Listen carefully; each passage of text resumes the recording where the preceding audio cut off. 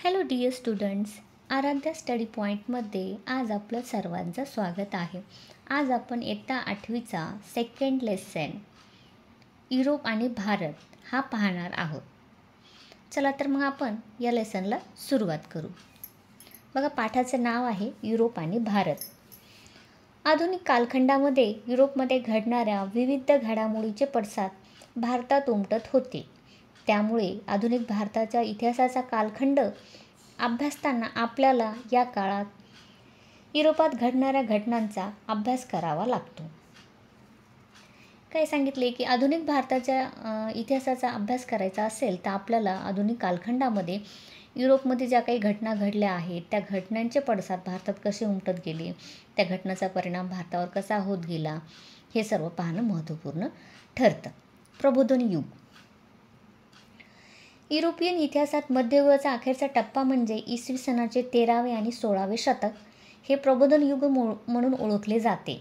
या कालखंडात प्रबोधन, धर्मसुधारणा चळवळ आणि भौगोलिक शोध या घटनांमुळे आधुनिक युगाचा पाया घातला गेला. म्हणूनच या काळाला प्रबोधन युग असे म्हणतात. प्रबोधन युग. मध्ययुगाचा शेवटचा टप्पा म्हणजे मध्ययुगाचा अखेरचा जो टप्पा होता, इसवी सनाचे 13वे आणि 16वे शतक हे प्रामुख्याने प्रबोधनाचे युग म्हणून ओळखलं जातं. कारण याच युगामध्ये किंवा याच कालखंडामध्ये समाजात अनेक प्रबोधन, धर्मसुधारणा चळवळी आणि भौगोलिक शोध या घटनांमुळे या काय सांगितले की आधुनिक युगाचा पाया घातला गेला. म्हणूनच या कालखंडाला किंवा या काळाला प्रबोधन युग असे म्हणतात. प्रबोधन युगात युरोपातील कला, स्थापत्य, तत्त्वज्ञान इत्यादी क्षेत्रात ग्रीक व रोमन परंपराचे पुनर्जीवन घडून आले. आणि प्रबोधन काळामध्ये काय झालं की युरोपमध्ये जे कला, स्थापत्य, तत्त्वज्ञान होतं इत्यादी क्षेत्रात ग्रीक व रोमन परंपराचेही काय झालं की पुनर्जीवन घडून आलं. यातूनच सर्वांगीण प्रगतीला चालना मिळाली. प्रबोधन काळात मानवतावादाला चालना मिळाली आणि माणसाकडे पाहण्याचा दृष्टिकोन बदलला. धर्माऐवजी माणूस हा सर्व विचाराचा केंद्रबिंदू ठरला. प्रबोधन काळाचा एक सगळ्यात महत्त्वाचा पैलू म्हणजे आपण पाहिला तर प्रबोधन काळात काय झालं की माणसाला माणूस म्हणून पाहण्याचा दृष्टिकोन मिळाला आणि त्यामुळे माणसाकडे पाहण्याचा दृष्टिकोन ही बदलला आणि धर्माऐवजी माणूस हा विचारांचा केंद्रबिंदू ठरला असं म्हणायला काही हरकत नाही. प्रबोधन चळवळीने मानवी जीवनाची सर्व क्षेत्रे व्यापून टाकली. ज्ञान, विज्ञान तसेच विविध कलांच्या क्षेत्रात आपणास प्रबोधन चळवळीचा आविष्कार पाहायला मिळतो. आता प्रबोधन हे काही एकाच क्षेत्रात नाही झालं तर सर्व क्षेत्र हे प्रबोधन युगाचे क्षेत्र म्हणून ओळखले जाते. जसं ज्ञान, विज्ञान किंवा विविध कला क्षेत्रामध्ये सुद्धा प्रबोधन चळवळींचा आविष्कार झाला किंवा प्रबोधन चळवळी निर्माण झाल्या. प्रबोधनकालीन कला व साहित्यामधून मानवी भावभावना आणि संवेदनांचे चित्रण होऊ लागले. लोकांना समजेल अशा प्रादेशिक भाषांमधून साहित्य निर्माण होऊ लागले. इसवी सन 1450च्या सुमारास जर्मनीच्या जोहान्स गुटेनबर्ग याने छपाई यंत्राचा शोध लावला व छपाई यंत्राच्या शोधामुळे नवीन विचार, नव्या संकल्पना व ज्ञान समाजात सर्वांपर्यंत पोहोचू लागले. प्रबोधन युगाचा सर्वात महत्त्वाचा फायदा म्हणजे काय झालं की जे काही ज्ञान होतं किंवा जे साहित्य होतं ते काय होऊ लागलं की प्रादेशिक भाषांमधून निर्माण होऊ लागलं. त्यामुळे प्रादेशिक भाषांमधून साहित्य निर्माण झाल्यामुळे सर्वांना ते ज्ञान संपादन करण्यास सहकार्य लाभलं असं म्हणू शकतो. आणि त्याच काळात काय झालं की जर्मनीच्या जोहान्स गुटेनबर्ग याने छपाई यंत्राचा शोध लावला आणि छपाई यंत्राचा शोध लागल्यामुळे नव्या संकल्पना, नव्या विचार, नवीन ज्ञान यांचा प्रसार होण्यास समाजामध्ये चालना मिळाली. बघा, धर्मसुधारणा चळवळ. स्वतंत्र बुद्धीने विचार करणाऱ्या विचारवंतांनी रोमन कॅथलिक चर्चच्या जुन्या धार्मिक कल्पनावर हल्ला चढवला. लोकांच्या अज्ञानाचा फायदा घेऊन ख्रिस्ती धर्मगुरू कर्मकांडाचे स्तोम माजवत असत. धर्माच्या नावावर लोकांना लुबाडत या विरोधात युरोपात जी चळवळ सुरू झाली तिला धर्म सुधारणा चळवळ असे म्हणतात. या चळवळीमुळे धार्मिक क्षेत्रात माणसाचे स्वातंत्र्य व बुद्धिप्रामाण्य या तत्त्वांना महत्त्व प्राप्त झाले.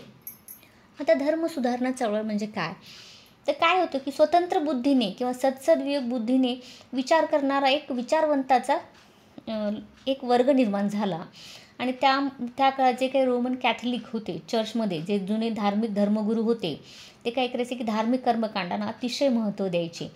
आणि त्याच्यावर ते काय करायचे की अज्ञानामुळे, लोकांच्या अज्ञानाचा फायदा घेऊन ते धार्मिक कर्मकांडाचे स्तोम माजवत असत आणि धर्माच्या नावावर लोकांना लुबाडत असत. या विरोधात जी चळवळ उभी टाकली त्याला धर्मसुधारणा चळवळ असे म्हणतात. भौगोलिक शोध.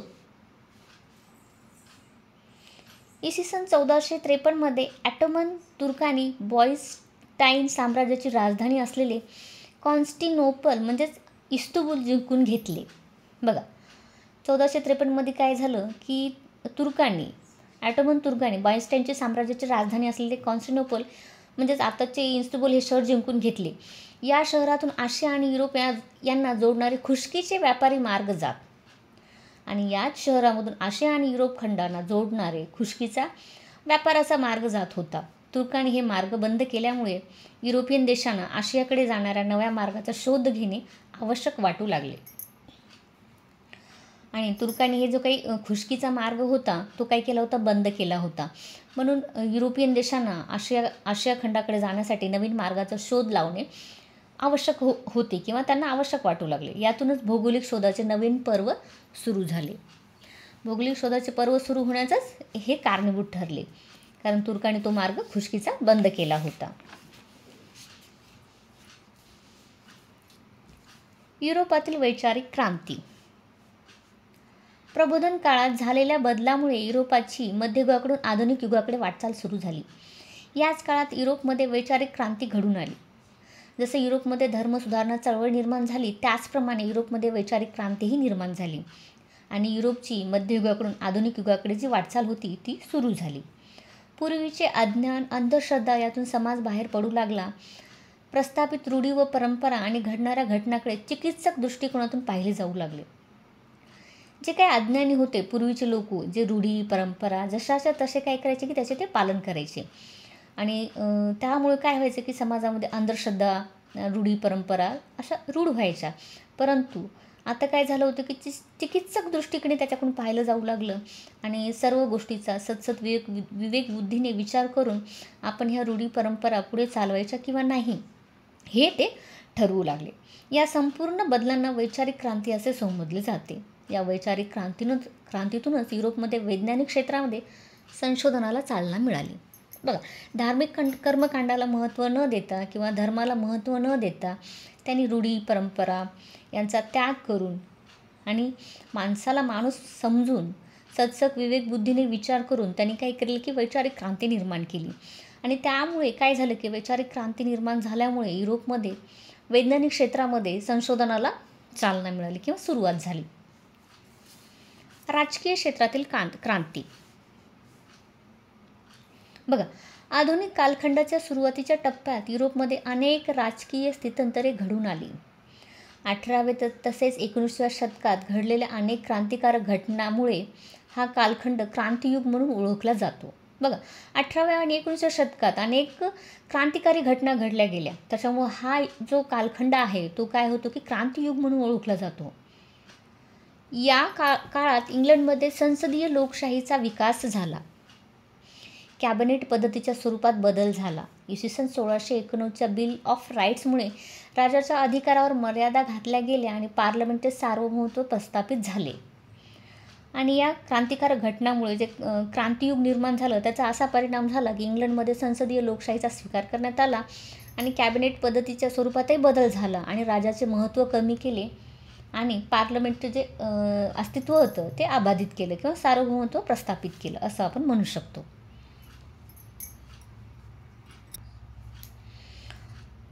अमेरिकन स्वातंत्र्य युद्ध. युरोपात घडणाऱ्या क्रांतिकारक घडामोडीच्या पार्श्वभूमीवर अमेरिकेतील स्वातंत्र्य युद्धाचाही विचार करणे महत्त्वाचा ठरते. आता युरोपात घडणाऱ्या क्रांतिकारक घटनाचं आपण तर पाहिलंच, त्याचबरोबर आपल्याला अमेरिकेमध्ये जे काही स्वातंत्र्य युद्ध झालं त्याच्याकडेही पाहणं महत्त्वाचं वाटतं. अमेरिका खंडाच्या शोधानंतर युरोपियन देशांनी आपले लक्ष या खंडाकडे वळवले. जेव्हा त्यांना व्यापाराचा जो मार्ग बंद झाला होता, तुर्कांनी जो मार्ग बंद केला होता खुसकीचा, त्याच्यामुळे त्यांना भौगोलिक शोध घेणं आणि आशिया खंडाकडे नवीन मार्ग शोधणे अपरिहार्य होते. आणि त्याच याच्यामध्ये काय झालं की अमेरिका खंडाचा शोध लागला आणि अमेरिका खंडाचा शोध लागल्यानंतर युरोपियन देशांनी आपलं लक्ष त्या खंडाकडे वळवलं आणि साम्राज्यवादी युरोपियन देशांनी अमेरिका खंडाचे विविध प्रदेश ताब्यात घेऊन तेथे आपल्या वसाहती स्थापन केल्या. तिथे जाऊन अमेरिका खंडात जाऊन युरोपियन लोकांनी काय केलं की त्यांचे अमेरिका खंडाचे काही प्रदेश आपल्या ताब्यात घेऊन तिथे त्यांनी स्वतःच्या वसाहती स्थापन केल्या. इंग्लंडने उत्तर अमेरिकेच्या पूर्व किनारपट्टीवर 13 वसाहती स्थापन केल्या. आता बघा, इंग्लंडने काय केले की 13 वसाहती अमेरिकेच्या पूर्व किनारपट्टीवर प्रस्थापित केल्या. सुरुवातीस इंग्लंडच्या वसाहतीवर नाममात्र वर्चस्व होते, परंतु पुढील काळात इंग्लंडच्या पार्लमेंटने अमेरिकन वसाहतीवर जाचक बंधने व कर लादण्यास सुरुवात केली. इंग्लंडने हे ज्या काही 13 वसाहती अमेरिकेच्या पूर्व किनारपट्टीवर प्रस्थापित केल्या होत्या, सुरुवातीला इंग्लंडचं त्याच्यावर काही फारसं वर्चस्व नव्हतं, नाममात्र होतं. परंतु नंतर काय केलं की इंग्लंडच्या पार्लमेंटने या अमेरिकन वसाहतीवर जाचक बंधने आणि कर लादण्यास सुरुवात केली. त्यामुळं काय झालं बघा, अमेरिकन वसाहतीतील स्वातंत्र्यप्रिय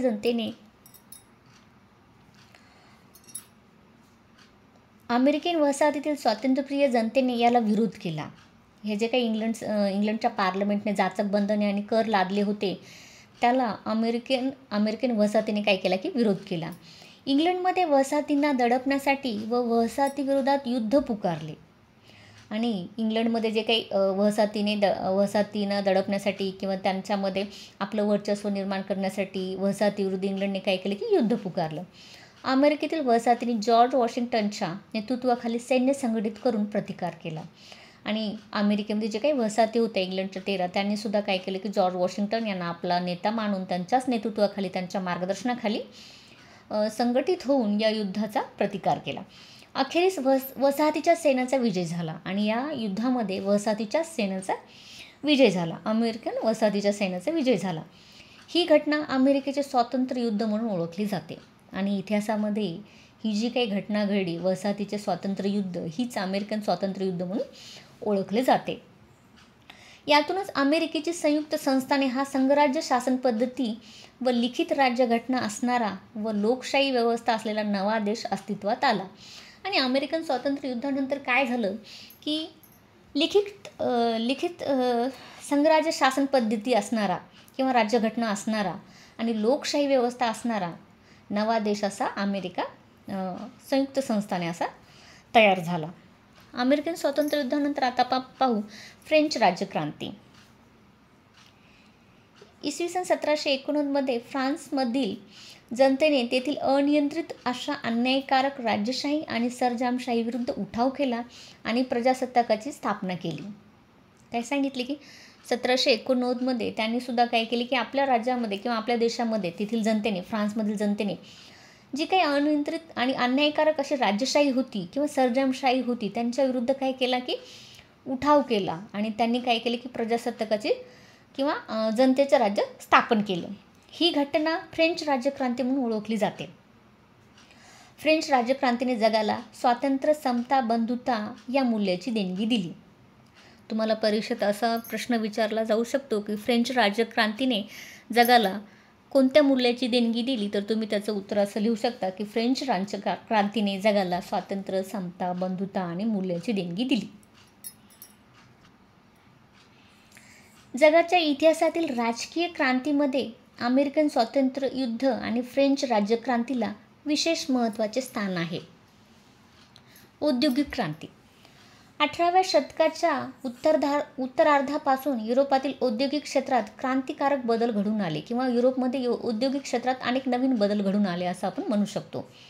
बाष्पशक्तीवर चालणाऱ्या यंत्राच्या साहाय्याने उत्पादन होऊ लागले आणि काय झाले की यंत्राच्या साहाय्याने उत्पादनास सुरुवात केली. युरोपमध्ये छोट्या घरगुती उद्योगधंद्याची जागा मोठ्या कारखान्यांनी घेतली आणि यंत्राच्या साहाय्याने उत्पादन घेऊ लागल्यामुळे काय झालं की जे छोटे छोटे उद्योगधंदे होते त्याचं रूपांतर मोठमोठ्या कारखान्यामध्ये झाले. हातमागाऐवजी यंत्रमागाचा वापर सुरू झाला. काय सांगितले, 18व्या शतकाच्या उत्तरार्धात हातमागाऐवजी यंत्र वापरण्याचा वापर सुरू झाला. आगगाडी, आगबोटीसारखी वाहतुकीची नवीन साधनेही आली आणि याच काळात आगगाडी आणि आगबोटी यासारखी दळणवळणाची साधनेसुद्धा निर्माण झाली. यंत्रयुग अवतरले, यालाच औद्योगिक क्रांती असे म्हणतात. इंग्लंडमध्ये औद्योगिक क्रांतीचा प्रारंभ झाला आणि नंतर ती टप्प्याटप्प्याने पाश्चात्य जगात पसरली. औद्योगिक क्रांतीचा विकास आणि सुरुवात कुठे झाली तर इंग्लंडमध्ये, आणि नंतर ती टप्प्याटप्प्याने पाश्चात्य जगामध्येही हळूहळू पसरली. या काळात इंग्लंडची औद्योगिक भरभराट इतकी झाली की इंग्लंडचे वर्णन जगाचा कारखाना असे केले जाऊ लागले. भांडवलशाहीचा उदय. नव्या सागरी मार्गाच्या शोधानंतर युरोप व आशियाई देशांमधील व्यापाराच्या नव्या पर्वाला सुरुवात झाली. नवीन सागरी मार्गाचा शोध लागला आणि युरोप आणि आशियाई देशांनी काय केले की नवीन व्यापारी पर्वाला सुरुवात केली. सागरी मार्गाने पूर्वेकडील देशाशी व्यापार करायला अनेक व्यापारी पुढे आले. नवीन सागरी मार्गाचा शोध लागला आणि पूर्वेकडील देशांशी व्यापार करण्यासाठी अनेक व्यापारी देश पुढे आले. मात्र एकट्या व्यापारास जहाजातून माल परदेशी पाठवणे शक्य नव्हते. परंतु एकट्या कोणत्याही देशाला, एकाच देशाला जहाजातून परदेशी माल पाठवणं हे काही परवडण्यासारखं नव्हतं. त्यामुळे अनेक व्यापारी एकत्र येऊन त्यांनी व्यापार सुरू केला. यातूनच भाग भांडवल असणाऱ्या अनेक व्यापारी कंपन्या उदयास आल्या. एकट्या अशा कोणत्याही व्यापारी कंपनीला आपला माल परदेशात नेऊन जहाजाद्वारे परवडण्यासारखा नव्हता. त्यासाठी त्यांनी अनेक व्यापारी एकत्र आले आणि त्यांनी काय केले की भाग भांडवल असणाऱ्या व्यापारी कंपन्या निर्माण केल्या. पौर्वात्य देशांनी होणारा व्यापार फायदेशीर होता आणि व्यापारातून देशाची आर्थिक भरभराट होत असे. त्यामुळे युरोपातील राज्यकर्ते व्यापारी कंपन्यांना लष्करी संरक्षण आणि व्यापारी सवलती देऊ लागले. आणि हा काही देशाचा व्यापार चालू होता. देशामधील जे काही व्यापारी होते, जे पौर्वात्य देशामध्ये जाऊन व्यापार करत होते, त्याच्यामुळे काय होऊ लागले की देशाची आर्थिक भरभराट होऊ लागली, देशाचा आर्थिक फायदा होऊ लागला किंवा देशाचा आर्थिक नफा होत असे. त्यामुळे युरोपातील राज्यकर्त्यांनी काय केले की व्यापारी कंपन्याला लष्करी संरक्षण दिलं आणि त्याचबरोबर व्यापारामध्ये काही सवलती देऊ केल्या. आणि या व्यापारामुळे युरोपियन देशामध्ये धनसंचय वाढीस लागला. म्हणजेच काय, आर्थिक लाभ खूप झाला त्यांना आणि त्यांच्याकडे काय झाले की धनसंचय वाढला. या संपत्तीचा उपयोग भांडवलाच्या रूपात व्यापार आणि उद्योगधंद्यामध्ये केला जाऊ लागला आणि या संपत्तीचा उपयोग त्यांनी उद्योगधंद्यामध्ये करून घेतला. यामुळे युरोपियन देशात भांडवलशाही अर्थव्यवस्थेचा उदय झाला आणि या उद्योगधंद्यामध्ये होणाऱ्या भरभराटीमुळे किंवा उद्योगधंद्यामुळे होणाऱ्या धनसंचयामुळे त्यांनी काय केले की भांडवलशाही अर्थव्यवस्थेचा तिथे युरोपियन देशामध्ये विकास झाला किंवा निर्माण झाली असं आपण म्हणू शकतो. वसाहतवाद. एका देशातील काही लोकांनी दुसऱ्या भूप्रदेशातील एखाद्या विशिष्ट भागात वस्ती करणे म्हणजे वसाहत स्थापन करणे होय. आर्थिक व लष्करीदृष्ट्या बलशाली देशांनी आपल्या सामर्थ्याच्या बळावर एखादा भूप्रदेश वाटणे आणि त्या ठिकाणी आपले राजकीय वर्चस्व प्रस्थापित करणे म्हणजेच वसाहतवाद होय. युरोपियन देशाच्या याच वसाहतवादी प्रवृत्तीतून साम्राज्यवाद उदयास आला. आपण अगोदरच पाहिलं होतं की अमेरिकेचे स्वातंत्र्य युद्ध ते कशामुळे झाले होते, वसाहतवादामुळे झाले होते. तिथे काय केलं होते की इंग्लंडने अमेरिकेमध्ये आपल्या 13 वसाहती स्थापन केल्या होत्या आणि त्या 13 वसाहतीवर त्यांचं सुरुवातीला काही लक्ष नव्हतं आणि नंतर काय केलं की त्यांनी त्याच्यावर इंग्लंडच्या पार्लमेंटने अनेक कर लादले. त्याच्यामुळं तेथील अमेरिकन वसाहतीने त्यांच्या विरुद्ध जे युद्ध पुकारलं आणि त्याच्यात त्यांना यश मिळालं. कोणाच्या नेतृत्वाखाली तर जॉर्ज वॉशिंग्टन यांच्या नेतृत्वाखाली. त्याच्यामुळे त्यांना स्वातंत्र्य मिळालं. यालाच आपण अमेरिकन स्वातंत्र्य युद्ध म्हणतो. अशा प्रकारे एखाद्या देशाने आपल्या लष्कराच्या जोरावर किंवा आपल्या असलेल्या ताकदीचा उपयोग करून दुसऱ्या देशातील काही भूप्रदेश व्यापणे, जबरदस्ती व्यापणे आणि त्या ठिकाणी आपले राजकीय वर्चस्व निर्माण करणे, यालाच काय म्हणतात, वसाहतवाद असं म्हणतात. आणि युरोपियन देशाच्या याच वसाहतवादी प्रवृत्तीतून किंवा वसाहतवादी धोरणातून साम्राज्यवाद उदयास आला. साम्राज्यवाद. विकसित राष्ट्राने अविकसित राष्ट्रावर आपले सर्वांगीण वर्चस्व प्रस्थापित करणे व अनेक नव्या वसाहती स्थापन करणे म्हणजे साम्राज्यवाद होय. आता विकसित म्हणजे आर्थिकदृष्ट्या चांगले असलेले, संपन्न असलेले जे विकसित होते त्या देशांनी काय केले की कमी विकसित किंवा जिथे काहीच असा विकास नाही असे राष्ट्रावर आपले काय केले की वर्चस्व प्रस्थापित केलं आणि तिथे अशा नवीन वसाहती स्थापन केल्या.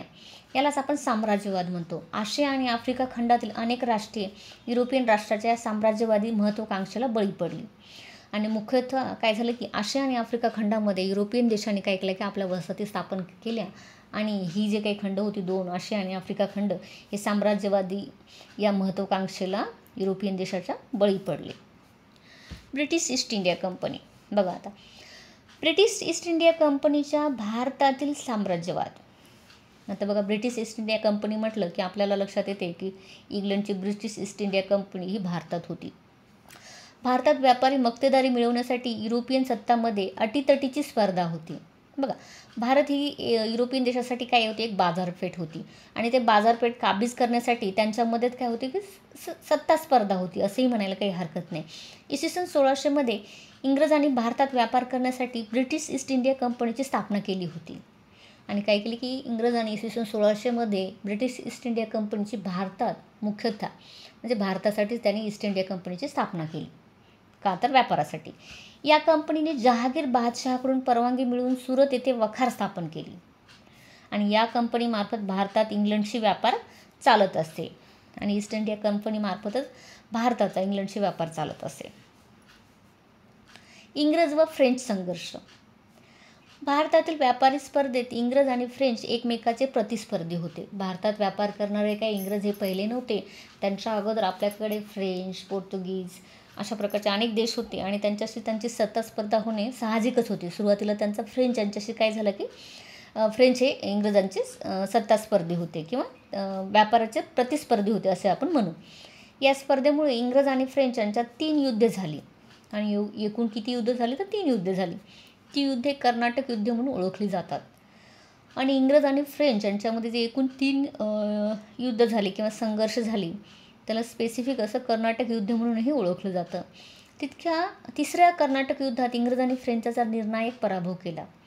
त्यामुळे ब्रिटिश ईस्ट इंडिया कंपनीला भारतात प्रबळ युरोपीय स्पर्धक उरला नाही आणि फ्रेंचचा पराभव केल्याच्यानंतर ब्रिटिश ईस्ट इंडिया कंपनीला भारतामध्ये असा सबळ किंवा प्रबळ असा एकही स्पर्धक उरला नाही. बंगालमध्ये ब्रिटिश ईस्ट इंडिया कंपनीच्या सत्तेचा पाया. आता बघा, ब्रिटिश ईस्ट इंडिया कंपनीचा पाया कुठे घातला गेला तर बंगालमध्ये. बंगाल प्रांत हा भारतातील अत्यंत समृद्ध असा प्रांत होता. अतिशय समृद्ध, विकसित किंवा समृद्ध म्हटलं तर संपत्तीवान असंही म्हणू शकतो प्रांत होता. इसवी सन 1756 साली सिराज उद्दौला हा बंगालचा नवाबपती आला.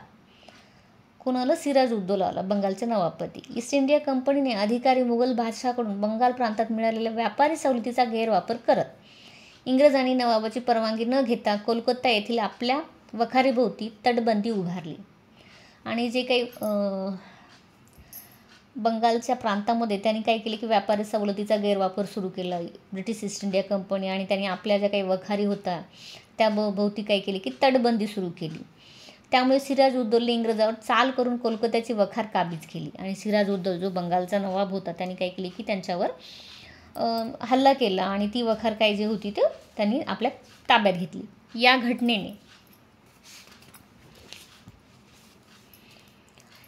घटनेने इंग्रजांमध्ये असंतोष निर्माण झाला. रॉबर्ट क्लाईव्ह या मुत्सद्देगिरी नवाबाचा सेनापती मीर जाफर यास नवाब पदाचे आमिष दाखवून आपल्या बाजूने वळवले. हा रॉबर्ट क्लाईव्ह हा काय होता, एकदम असा मुत्सद्देगिरीचा होता तो आणि त्याने काय केलं की नवाबाचा सेनापती जो काही होता मीर जाफर याला काय केलं की नवाब पदाचे आमिष दाखवले आणि त्याला आपल्या बाजूने वळवून घेतले. इसवी सन 1757 प्लासी येथे नवाब सिराज उद्दौला व इंग्रज सेनानी गाठ पडली. बघा, 1757 प्लासी या ठिकाणी नवाब सिराज उद्दौला आणि इंग्रज यांच्या सैन्याची आमनेसामने गाठ पडली. परंतु मीर जाफरच्या नेतृत्वाखाली नवाबाचे लष्कर युद्धात न उतरल्यामुळे सिराज उद्दौलाचा पराभव झाला आणि त्यांच्यामध्ये काय झाले की नवाबाचा जो सेनापती होता मीर जाफर त्यांच्या नेतृत्वाखाली जेवढं काही सैन्य होतं या प्लासीच्या लढाईमध्ये इसवी सन 1757 हे काय झाले की रणांगणात उतरलेच नाही. त्याच्यामुळे नवाबाचा या युद्धामध्ये पराभव झाला. इंग्रजाच्या पाठिंब्याने मीर जाफर बंगालचा नवाब बनला. बघा, रॉबर्ट क्लाईव्हने त्याला एक आमिष दिलं होतं की तुला आम्ही बंगालचा नवाब बनवू. त्याचप्रमाणे त्याला मीर जाफरला बंगालचा नवाब बनवण्यात आले. पुढे त्याने विरोध करताच त्याचा जावई मीर कासिम यास त्यांनी नवाब बनवले आणि मीर जाफरने त्यांचं जे काही त्यांना इंग्रजांना काही विरोध केला असेल तर त्याविरुद्ध त्यांनी काय केले की त्याचा जो जावई होता त्यालाच नवाब बनवलं.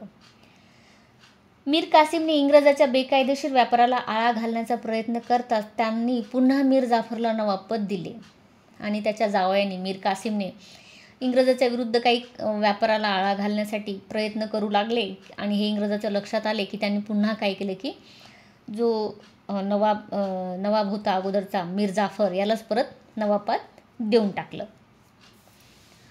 बंगालमधील इंग्रजाच्या कारवायांना लगाम घालण्यासाठी मीर कासिम, अयोध्येचा नवाब शुजा उद्दौल आणि मुघल बादशाह शाह आलम यांनी इंग्रजाविरुद्ध एकत्र मोहीम काढली. आता हे तिघही कोण कोण तर बंगालचा जो काही होता मीर कासिम नवाबाचा जावई आणि अयोध्येचा नवाब शुजा उद्दौल आणि मुघल बादशाह शाह आलम याने एकत्र येऊन इंग्रजाविरुद्ध एक मोहीम काढली.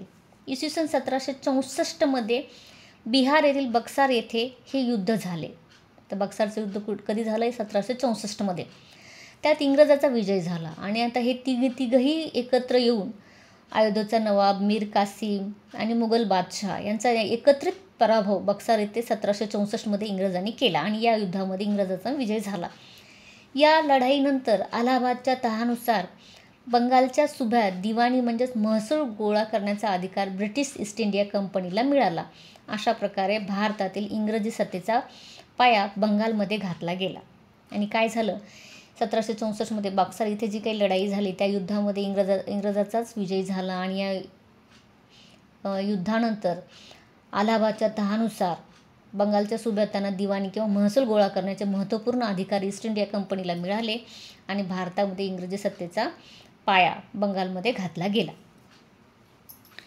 इंग्रज म्हैसूर संघर्ष. म्हैसूर राज्यातील हैदर अलीने उठाव करून म्हैसूरचे राज्य ताब्यात घेतले. आता म्हैसूर राज्यामधील हैदर अली याने काय केले की संघर्ष केला म्हैसूर राज्यामध्ये आणि त्यांनी आपले राज्य वापस घेतले. हैदर अलीच्या मृत्यूनंतर त्यांचा मुलगा टिपू सुलतान म्हैसूरच्या सत्तेवर आला आणि हैदर अलीच्या मृत्यूनंतर त्यांचा मुलगा जो होता टिपू सुलतान हा त्याच्या जागी सत्तेवर आला. त्याने इंग्रजाविरुद्धचा लढा शर्तीने लढवला आणि अखेर 1799 श्रीरंगपट्टम येथे झालेल्या युद्धात टिपू सुलतानला मरण पावला आणि अशा रीतीने म्हैसूरच्या प्रदेशावर देखील इंग्रजाचे वर्चस्व प्रस्थापित झाले. टिपू सुलतान यांच्या मृत्यूनंतर इसवी सन 1799 श्रीरंगपट्टम येथे त्यांचा जो पराभव झाला त्याच्यामुळे काय झालं की म्हैसूर राज्यसुद्धा इंग्रजाच्या अधिपत्याखाली आलं. सिंधवर इंग्रजांचा ताबा. भारतातील आपली सत्ता सुरक्षित करण्यासाठी इंग्रज वायव्य सरहदीकडे वळले आणि रशिया भारतावर अफगाणिस्तानातून आक्रमण करेल अशी त्यांना भीती होती. म्हणून इंग्रजांनी अफगाणिस्तानावर आपला प्रभाव प्रस्थापित करण्याचे ठरवले. रशियाचे अफगाणिस्तानावर प्रभाव पडू नये किंवा रशिया भारतावर अफगाणिस्तानामार्फत येऊ नये यासाठी त्यांना भीती होती. म्हणून इंग्रजांनी काय केले की अफगाणिस्तानावर आपलं वर्चस्व हळूहळू निर्माण करण्यास ठरवलं. अफगाणिस्तानाकडे जाणारे मार्ग सिंधमधून जात होते. यामुळे सिंधचे महत्त्व इंग्रजाच्या ध्यानात आले आणि 1843 साली त्यांनी सिंध गिळंकृत केला किंवा सिंधवर आपले वर्चस्व निर्माण केले. शीख सत्तेचा पाडा. 19व्या शतकाच्या प्रारंभी पंजाबमधील सत्ता रणजित सिंहाच्या हाती होती. पंजाबमध्ये राजा कोण होता तर रणजित सिंह होते. रणजित सिंहाच्या मृत्यूनंतर त्यांचा अल्पवयीन मुलगा दलीप सिंग गादीवर बसला. त्याच्या वतीने त्यांची आई राणी जिंदन राजाचा कारभार पाहू लागली आणि राजा रणजित सिंहाच्या मृत्यूनंतर त्यांचा जो काही लहान मुलगा होता अल्पवयीन होता त्याच्यामुळे तो गादीवर बसला आणि त्याच्यामार्फत त्याची आई राणी जिंदल ही राज्यकारभार पाहू लागली. मात्र सरदारावर तिचा अंकुश राहिला नाही. ही संधी साधून इंग्रजांनी काही शीख सरदारांना फितूर केले. इंग्रज पंजाबवर आक्रमण करणार असा शीखाचा समज झाल्यामुळे त्यांनी इंग्रजावर हल्ला केला आणि काय झालं की राणी जिंदन यांचा काय झालं की त्यांचे जे काही राजकारभार करू लागल्या त्या राजकारभारामध्ये त्यांचा सरदारावर काय झालं की अंकुश राहिला नाही किंवा सरदारावर त्यांचं प्रभुत्व राहिलं नाही. त्यामुळे काय झालं की इंग्रज सरकारने त्यांच्याशी संधी साधून इंग्रजांनी आपलं वर्चस्व प्रस्थापित करू पाहिलं आणि इंग्रज आपल्यावर आक्रमण करतील अशी भीती शिखांना होती. म्हणून शिखांनीच काय केलं की इंग्रजांवर हल्ला केला. या पहिल्या शीख इंग्रज युद्धात शिखाचा पराभव झाला आणि जे काही पहिलं शीख आणि इंग्रजांच्यामध्ये युद्ध झालं त्याच्यामध्ये विजय हा इंग्रजांचाच झाला. दलीप सिंगाला इंग्रजांनी गादीवर कायम ठेवले. त्यांनी काही जो राजा रणजित सिंहाचा मुलगा होता अल्पवयीन त्याला काही गादीहून काढलं नाही आणि पंजाबवरील इंग्रजाचा वाढता प्रभाव काही स्वातंत्र्यप्रिय शिखांना मान्य नव्हता. मुलतानचा अधिकारी मूल राजाने इंग्रजाविरुद्ध बंड पुकारले. आणि हजारो शीख सैनिक इंग्रजाविरुद्ध युद्धात उतरले. या दुसऱ्या युद्धातही शीख पराभूत झाले आणि 1849मध्ये इंग्रजांनी पंजाबचा प्रदेश आपल्या राज्याला जोडला.